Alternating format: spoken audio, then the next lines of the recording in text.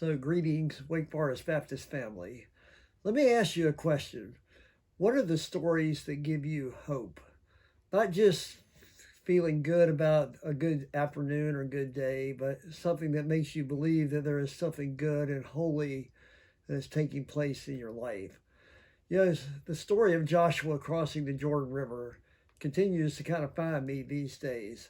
I feel like we're, as a church, as a people, are crossing over into a new territory. And there are giants out there. There's uncertainty, there's just the unknown.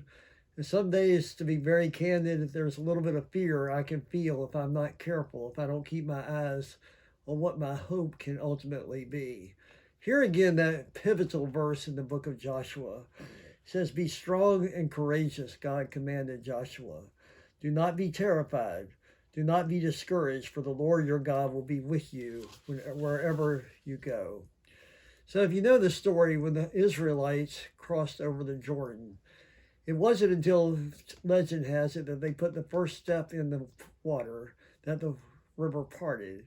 And then it eventually became dry. And God commanded the people, once they got to the other side, to take 12 stones out of the riverbed and place them as something of a monument, if you will. And so that when everybody would pass by for years and centuries to come, they would see those stones and they would ask, what do these stones mean? And that would give them the opportunity to tell them the story of how God, in fact, had been carrying them across into this new land. Memory and hope go hand in hand. I want to take you a little memory walk.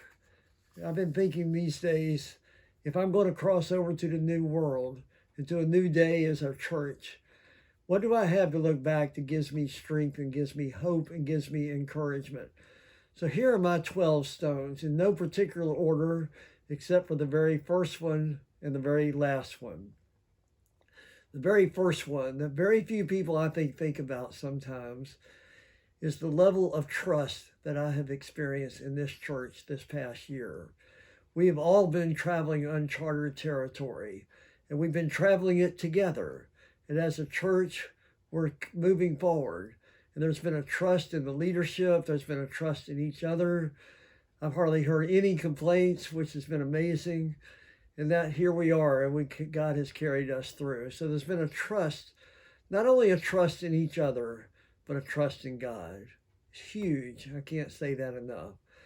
Number two, people, just so many accounts of people driving others to worship or to the grocery store, people buying groceries for those who couldn't get out, people turning in their stimulus money to be used for benevolence, so many acts of kindness behind the scenes that I can't even begin to imagine.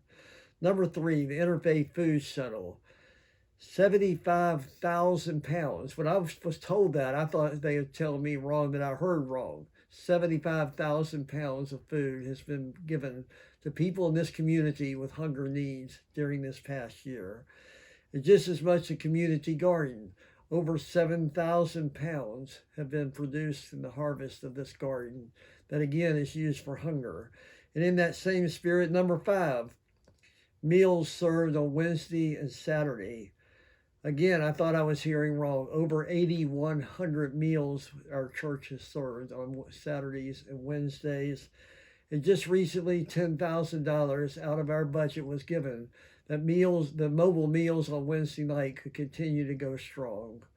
Number six, divorce care and grief care, and the ways that they have provided real life ministries to people with real life needs. Number seven, the hiring of Ryan Wilson. A great addition to our staff and what that means for our future. Number eight, the voting in faith, incredible gesture of promise that we did not receive the PPP money from the government and believe that we could take care of it ourselves. And in the end, we did. We went over budget, and God provided. The Critcher gift, which is now going to make for an addition of a new and renovated music suite. Two gifts of $40,000, but just every single week, as we witnessed at the end of last year, the giving over budget. Number nine, the role of the audiovisual team and the reentry team. I can't say enough. These are teams that are meeting weekly or every other weekly throughout these months, and we could not have done what we've done without the reentry team, the way they have put together the virtual worship services, the quality of production.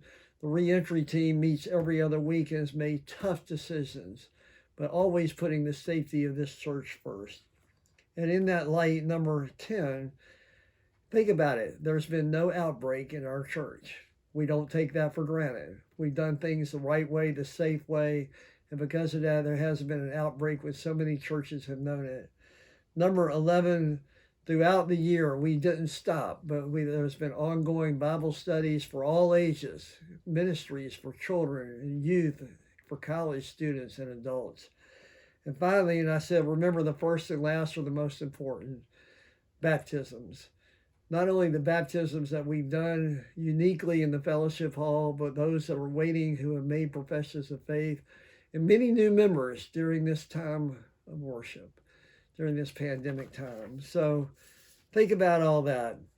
I don't know what river it is that you're having to cross these days, but I know how scary it can be sometimes to take that first step into the water and how intimidating it is to leave when you really don't know where it's going to end up and how it's going to happen along the way.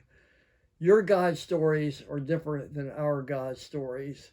If you haven't named them in a while, maybe go out and get a few rocks and build a monument and think about all that God has done for you. And let that be the source of your hope for all your future days. We're walking to new territory. We're crossing over into Jordan. So God is with us, and we've heard every evidence to give truth to that. Thanks be to God.